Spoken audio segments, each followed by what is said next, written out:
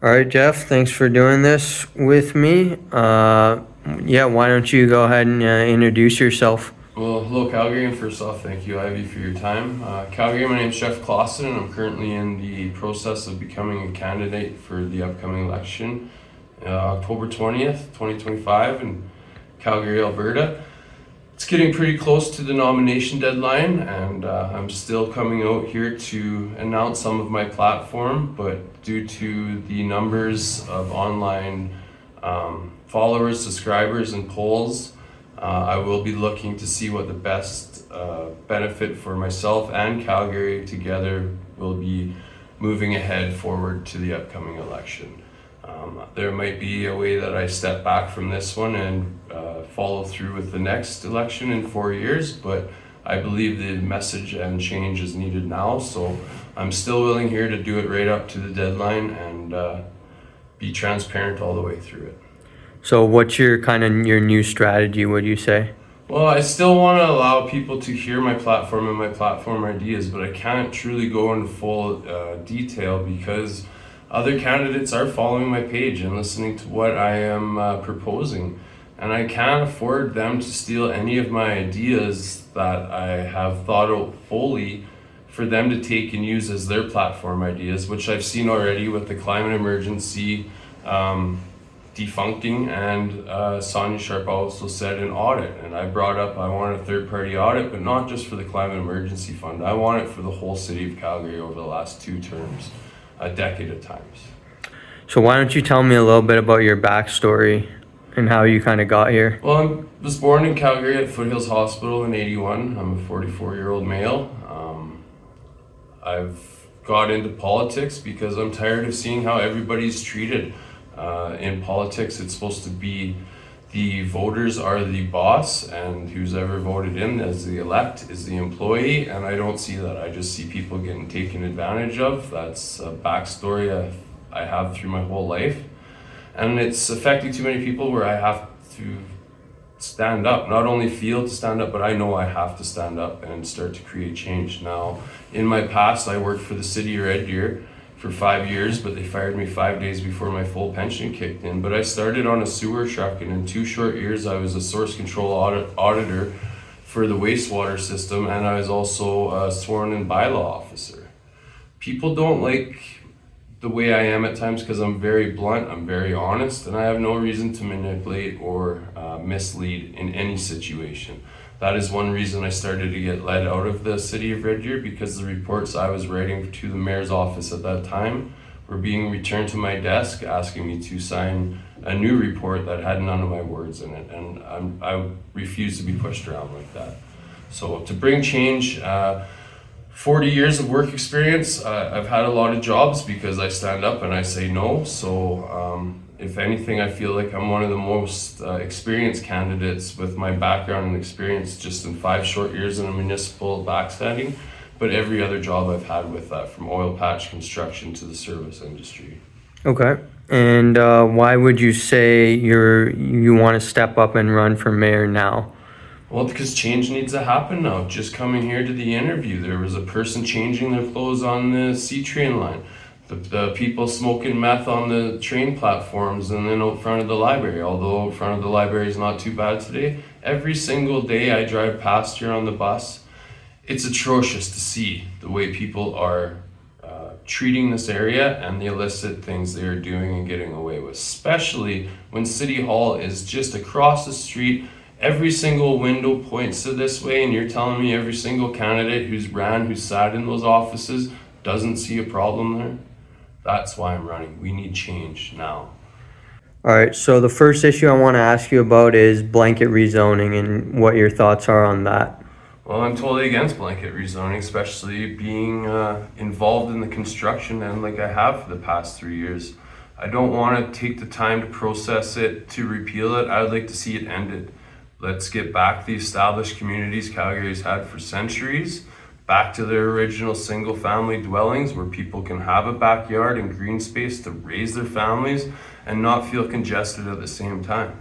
Now here in Calgary, why do we have to go up Center Street and see 40 vacant lots doing nothing while they're kicking people out through developers getting funds through, say, the Accelerating Housing Fund, just to kick people out and not have their development start on time and delay.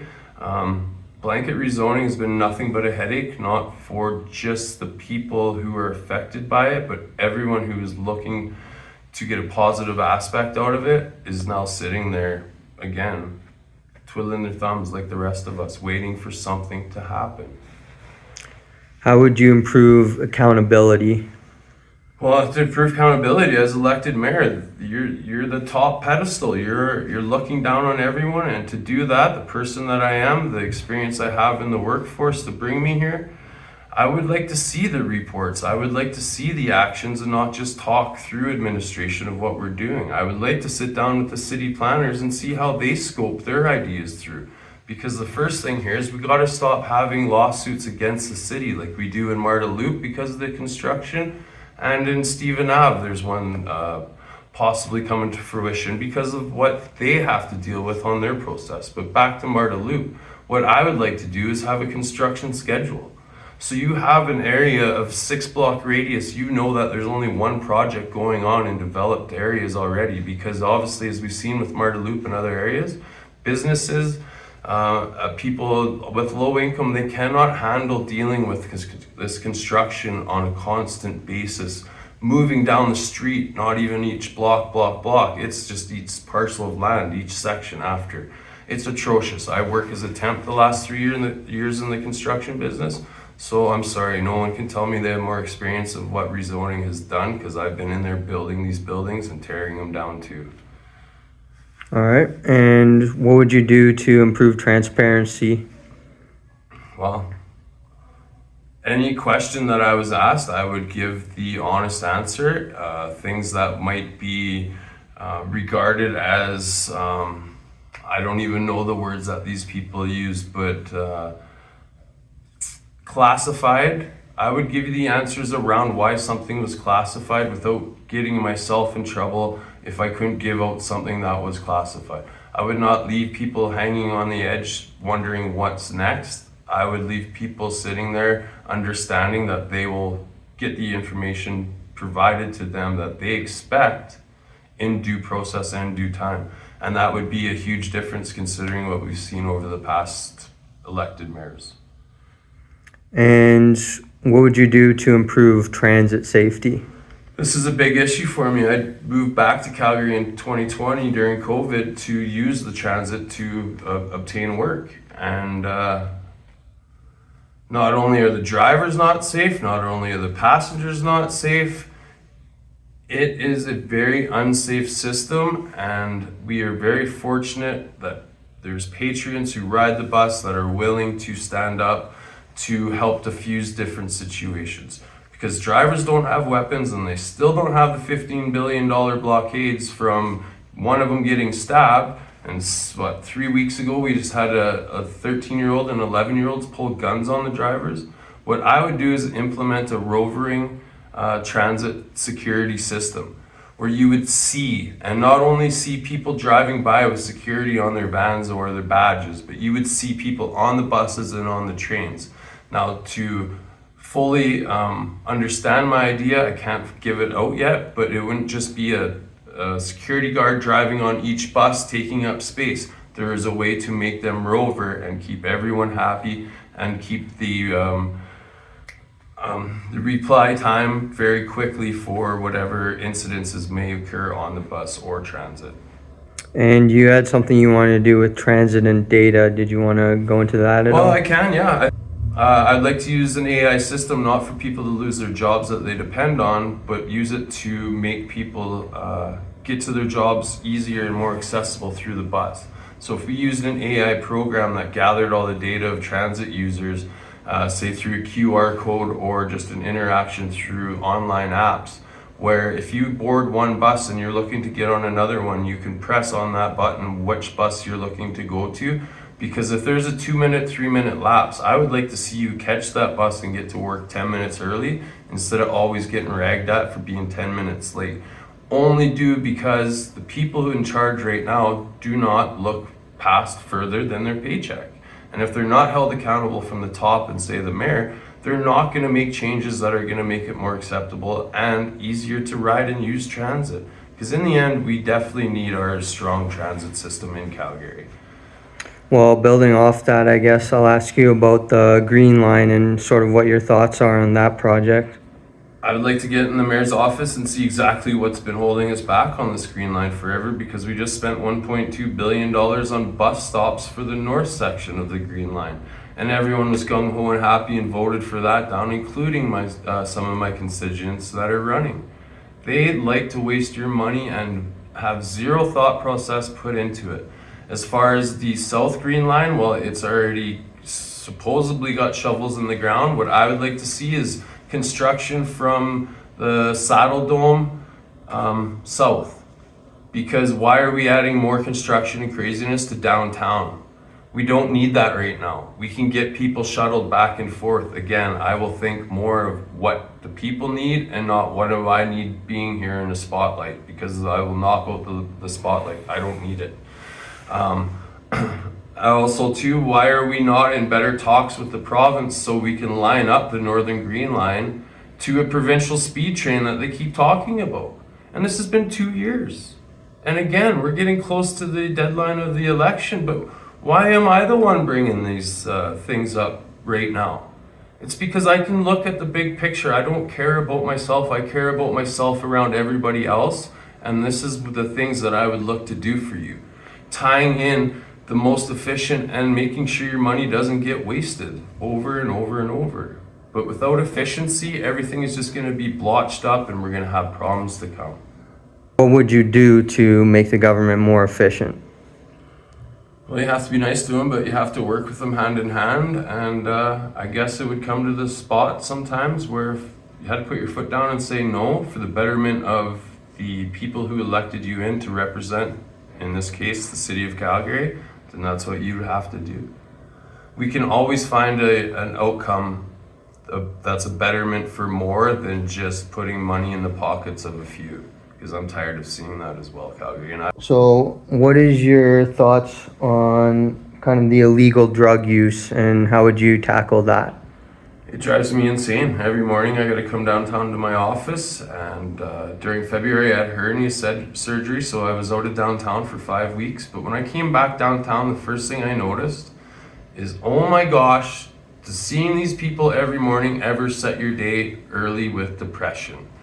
To me, a person who's made mistakes in the past with alcohol, which is a legal substance, but I've made the mistake of driving impaired, I've paid my consequences and done my dues.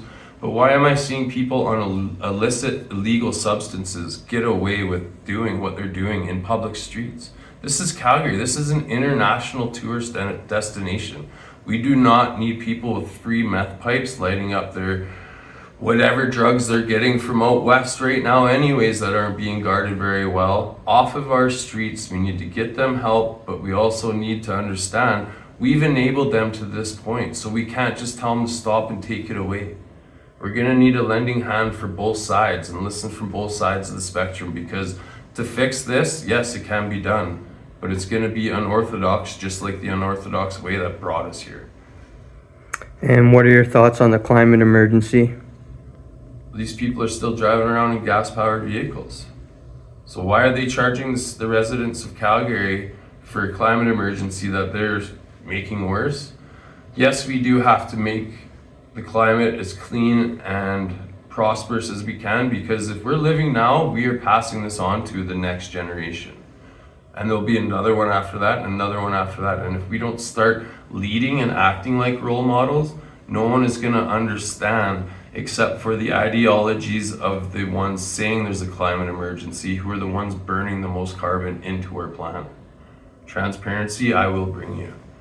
As far as the funds go, I will debunk the whole climate emergency fund, and I'll put it back into aging infrastructure to begin with, and green spaces and pools.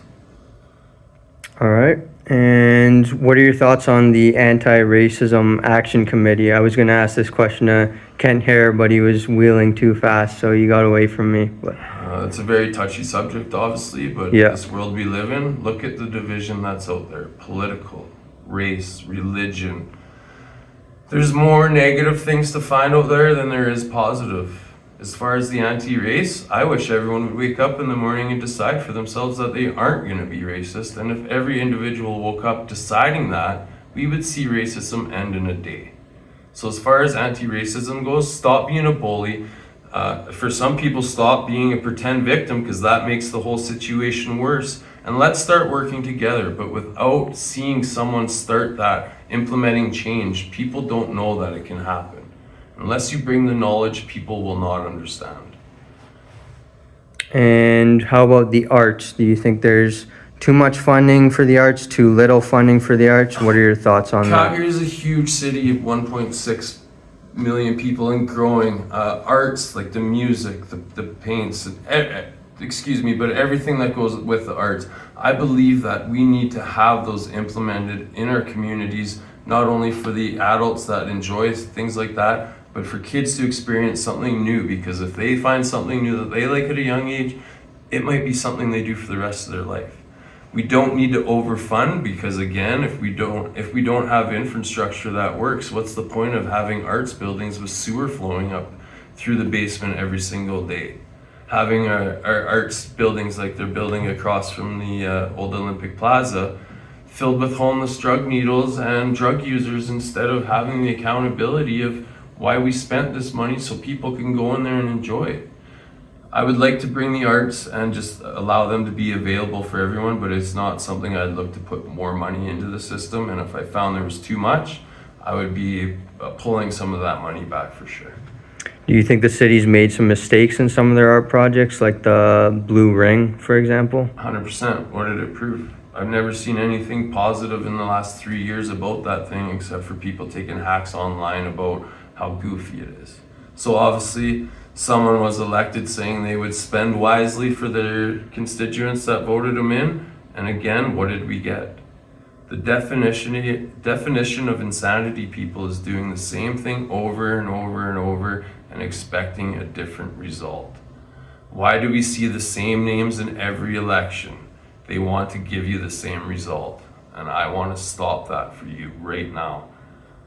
Well, that's a good segue, because I want to sort of get into some of these people that you're running against and get your thoughts on them. I guess we'll start with the current mayor, Jyoti Gondek. What are your thoughts on her? Well, first off, I want to remind everyone before I get into this that a lot of these people talk and use the word fight and standing up and not giving up for you. Well, they should have chose their words a little wisely, because I'm about to give an unfiltered opinion on how I feel about every single one of these candidates, starting with Mayor Gondek. I believe she is two-faced and evil to the point where she will continuously lie through her teeth, disregarding the fact that others can see the actions that she's doing, because she has the belligerence of only caring about herself. Her ego and narcissism. It's not qualities for leadership, as we've seen already, but she will have a backing and she will get at least 180,000 votes, people. So hate her as much as you want. If you don't show up to vote, it's gonna happen again. Do I like her? I cannot stand her. And what are your thoughts on Jeremy Farkas? I don't know too much of Mr. Farkas, but a person like myself who's dealt with the consequences of a legal substance like alcohol and mistakes I've made, I find it really hard for a guy who was not voted in one election to come back and say because he done some drugs, he's a better and different person. That is just falsehood. Yes, I'm happy you finally got to wake up one day and feel good about yourself, Mr. Farkas, but if it had to take drugs to get you there, you're obviously looking in the wrong spots, not qualities of a leader. And you're past, you're flip-flop now. You came out hot out of the gates, but now everyone's tying you to NDP and Nishi and Liberals. These people have their hands in the pot way too much, so they will only bring you what you expect to see, and that's the continuation of what 4-year cycles have brought Calgary. And what are your thoughts on Miss Sonia Sharp? Well, I'm not a fan of Miss Sharp. I've dealt with her a few times over the past 3 years, especially over the water restrictions. I wanted to know why she wasn't listening to the experts from like the Trans Mountain Pipeline that were trying to give knowledge and information to the city of Calgary. But at that time, Sonia Sharp just put her head up high and danced around the spotlights and the cameras saying, we're doing everything that we can. Meanwhile, while I'm working on sites, I see that the people affected of the water restrictions have plastic porta potties with just a hand sanitizer in there. You want to tell me that the tax-paying citizens were supposed to go and use porta potties because the negligence of preventative maintenance from the city of Calgary allowed this water break to happen at the catastrophic level that it did? These people are not doing their jobs. They're taking your money. They're sucking your money away from you. But they will tell you that they are the only best option. I believe Sonia Sharp is weak, and that is not a good quality of a leader. And how about Brian Thiessen? I don't know much of the gentleman except he's a lawyer and he's already broke, 3 election laws already? So thanks for coming out, Brian. It's too bad that you only take money's people to say whatever they need you to. Not a good quality of a leader. And to Mr. Davidson, I don't know you well either, but I see your voting record. I'm wondering more, are you the vote splitter out of all this? Because I've been online and there's different pages that have all of a sudden fully been directed and dedicated to you. And I understand, and I want to ask you and those people typing for you, do they really know who you are?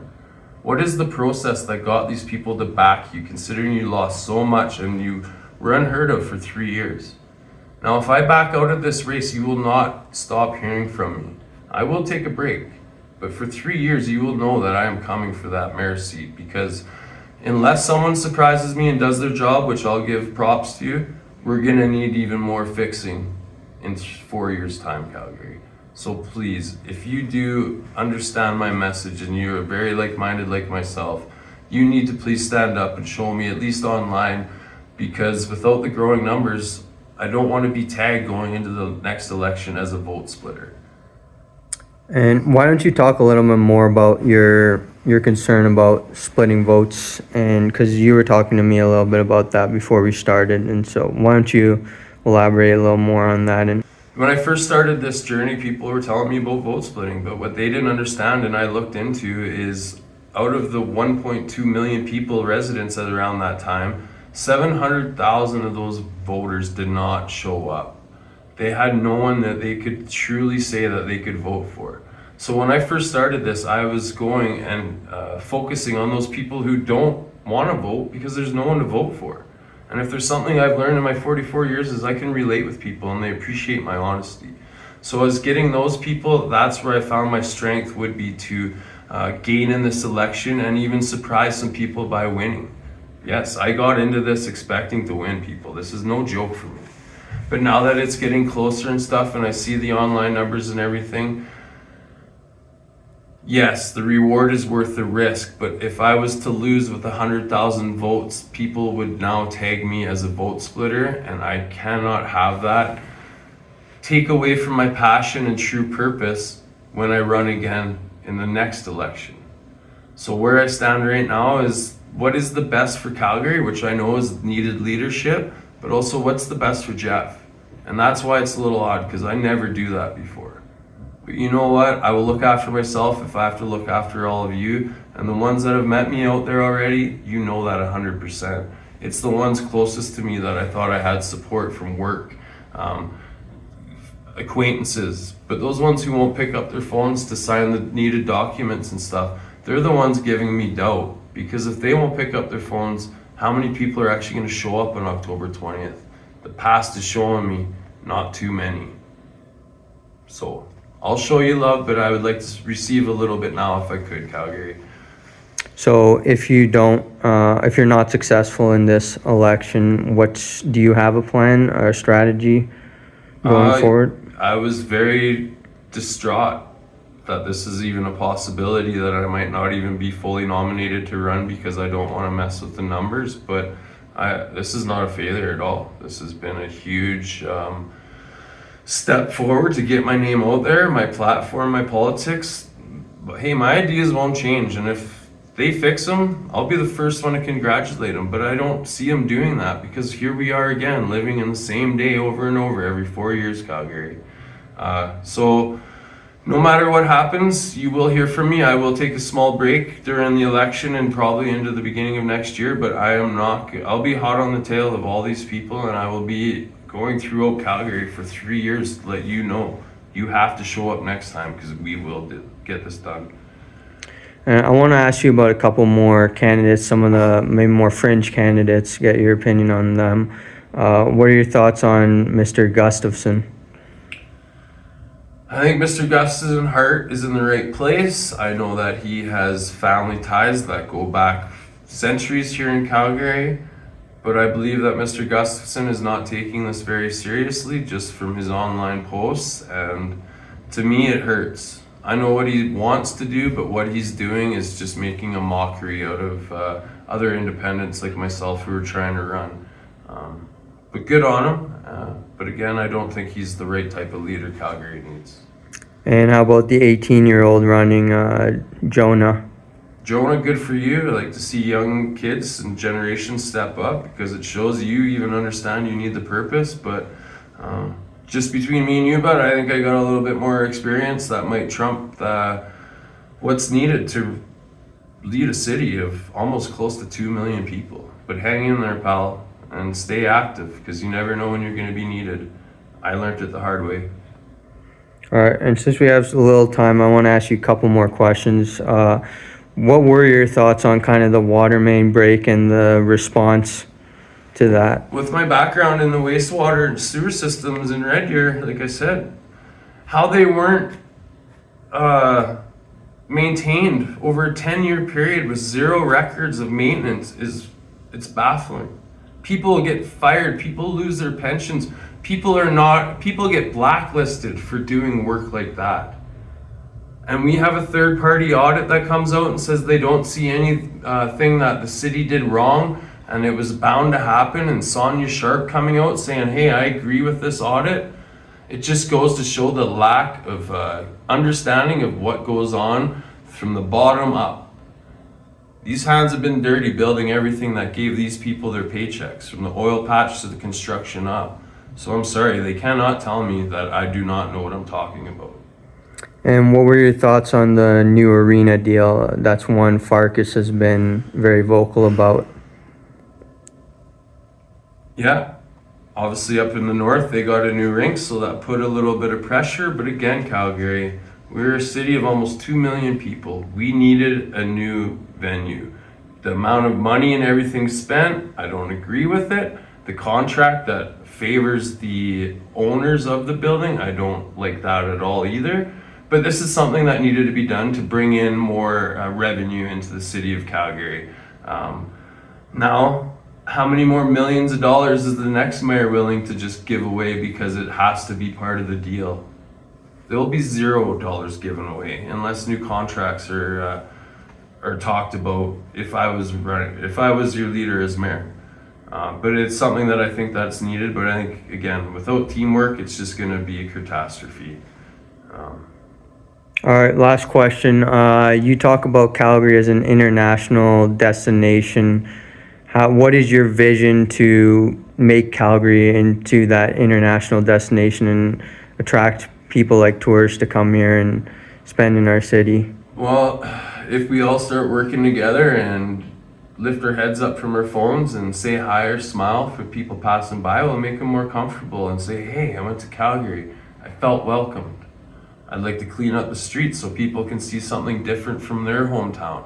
And that's accountability to the actions of illegal drug use. I would like more amenities like the arts buildings and stuff that are going up because we need more people to stay in Calgary to spend money rather than shooting out west to the mountains right away. So you want to make Calgary an invitable place, not only for the people living here, but the people that travel here. But by making them stay, that's more money into the community, and hopefully everyone can see that change and start having that breath of fresh air again and remember that we are Canadians. Because again, I'm 44 and I want this to go back to the 90s where everyone at least appreciated each other, or else stood up and said what was on their mind. No, there was none of this misleading and manipulation, except for my own household. All right. I got a little bit of time, so I want to ask you one more. This is kind of a personal one for me, but what are your thoughts on kind of the Recall Calgary Facebook group and how that's being run? Well, when it first came out, look at all the people that got on there. There's 79,000 signatures that they generated through a gentleman named Landon Johnson, who's running for one of the wards, and he has nothing to do with that site. But I think the group on there has all communicated and decided that they were going to back their horse Davidson, and using a local page that was already built up through structure of community growth, understanding and information sharing. They've hijacked it to manipulate, so people will get on their mindset through their atrocious facts, just so they can get someone they probably don't even know into office that's going to give us the same repetitiveness that didn't get them elected last time, and the same repetitiveness that Mayor Gondek does, because these people are all the same. You think Jeff Davison is splitting votes? This is my first election here in Calgary, so I'm gonna have to see what happens, but Okay. it's gonna be more him than me, I can promise you that. All right. Well, thank you very much, Jeff, for doing this with me. I really appreciate you taking the time out of your day to come here and do this. And hopefully people can get some insight into who you are and what you stand for. My time is yours, Calgary. You just need to tell me I gotta work for you. All Have a right. good day. All right.